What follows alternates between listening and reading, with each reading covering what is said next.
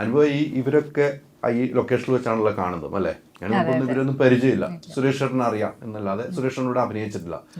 നമുക്ക് സുരേഷ് ചേട്ടൻ്റെ മോനാണ് അല്ലേ? ആ ലൊക്കേഷനിലുള്ള ഒരു സീനിലും ലൊക്കേഷൻ രണ്ടായിരിക്കും അല്ലെ? സീനിൽ വേറെ ആളായിട്ട് വരുന്നു മാധവ്, ലൊക്കേഷനിൽ വേറെ ആളായിരിക്കും. എങ്ങനെയാണ് മാധവനെ കാണുന്നത്? മാധവ് വളരെ ബിരിയാണി മേടിച്ചു തരുമെന്നൊന്നും പറയേണ്ട, സത്യം പറയുള്ളൂ.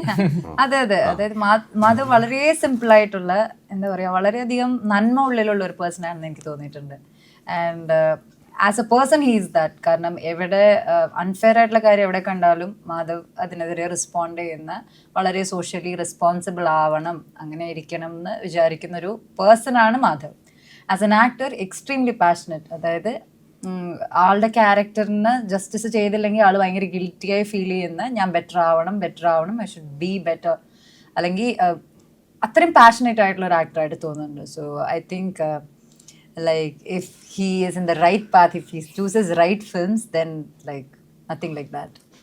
These words just came out of Anupama Parameshwaran's mouth. എനിക്കിനി തെലുഗു ഓഡിയൻസിന് I think എല്ലാവരും അതിനെ കുറിച്ച് അതന്നെ പറയുള്ളൂ എന്നാണ് എനിക്ക് തോന്നുന്നത്. അല്ല, അങ്ങനെയാണ് ഞാൻ കണ്ടിരിക്കും. പുള്ളി കറക്റ്റ് സ്ട്രൈറ്റ് ആയിട്ട് കാര്യങ്ങൾ ശ്രമിക്കും. ആ പറയുന്നത് കറക്റ്റ് ആയിരിക്കും.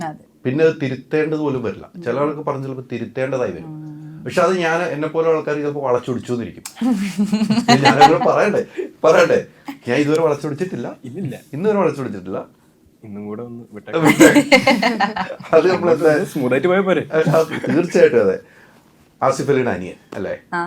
ആസിഫ് അലി എന്ന് വെച്ചാൽ നമുക്കറിയാം സൂപ്പർ ഹിറ്റ് സിനിമകൾ ഇപ്പോൾ തന്നുകൊണ്ടിരിക്കുന്ന എല്ലാം സൂപ്പർ ഹിറ്റുകളാണോ. എനിക്ക് ആസിഫ് അലിയുടെ ഈയിടയ്ക്ക് ഇറങ്ങിയത്, എനിക്ക് ഏറ്റവും ഇഷ്ടപ്പെട്ട സർക്കിട്ട് എന്ന സിനിമ. പക്ഷേ തിയേറ്ററിൽ അത്രമാത്രം ഓഡിയൻസ് ഉണ്ടായില്ല. പക്ഷേ എനിക്ക് ഭയങ്കരമായിട്ട് ഇഷ്ടപ്പെട്ട ഒരു സിനിമയാണ്. ഞാനൊക്കെ തിയേറ്ററിൽ കരഞ്ഞു തന്നെ ഇറങ്ങിയത്. അതിലെല്ലാ സിനിമകളും അങ്ങനെയാണ്. ആസിഫ് അലിയുടെ ഈയിടയ്ക്ക് ഇറങ്ങിയ സിനിമകളെല്ലാം. ആസിഫ് അലിയുടെ അനിയനാണ്. അനിയൻ എന്ന നിലയിൽ മാറ്റി നിർത്തുക, ഒരു ആക്ടർ എന്ന നിലയിൽ എങ്ങനെ കണ്ടു?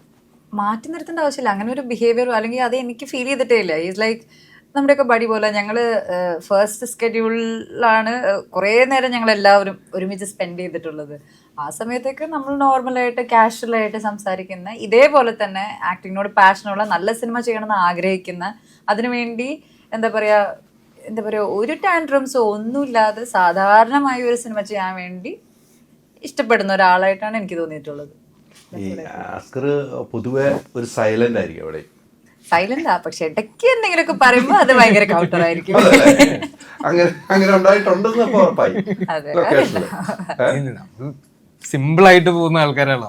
തമാശകൾ വേണമല്ലോ ലൊക്കേഷനിൽ. എനിക്ക് ഇത്രയും ഒരു 6 വർഷത്തിന്റെ ഗ്യാപ്പിൽ എനിക്ക് മനസ്സിലായ കാര്യം, ഞാൻ കുറെ എല്ലാം കൂളായിട്ട് എടുക്കാൻ തുടങ്ങി. ഞാൻ വന്ന ടൈമിലും ഈ പറഞ്ഞ പോലെ പ്രതികരണം ഇച്ചിരി എനിക്ക് കൂടുതലായിരുന്നു. കുറച്ച് നാൾ വീട്ടിലിരുന്നപ്പോൾ എനിക്ക് മനസ്സിലായി എൻ്റെ കാര്യം നോക്കി ഞാൻ പോവുക.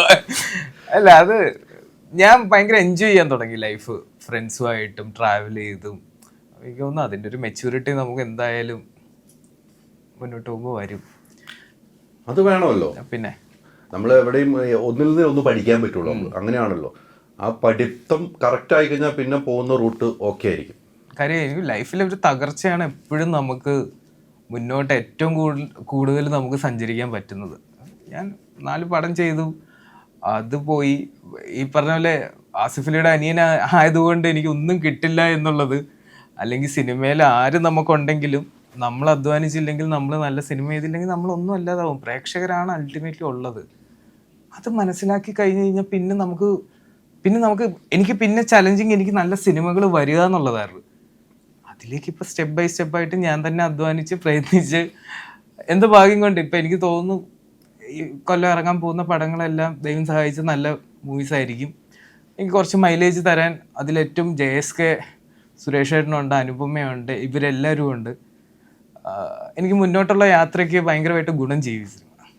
തീർച്ചയായിട്ടും നമ്മളൊക്കെ അങ്ങനെ കാണാൻ വേണ്ടി ആഗ്രഹിച്ചുകൊണ്ടിരിക്കുകയാണ്.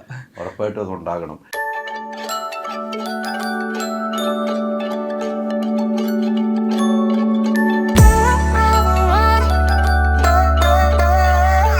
Ultra modern kitchen devices. ഒരു കിച്ചണിൽ വേണ്ട എല്ലാ ലേറ്റസ്റ്റ് ബ്രാൻഡുകളും ഇവിടെയുണ്ട്. ലോകോത്തര ബ്രാൻഡുകൾ, original products, wide range. MyG future. WhatsApp വഴി ഇംഗ്ലീഷ് പഠിക്കാൻ ഇംഗ്ലീഷ് കഫേ ഉള്ളപ്പോൾ ഇംഗ്ലീഷ് ഒരു വിഷയമേ അല്ല. English cafe, we present you the perfect English. WhatsApp now 9633 888 575. you.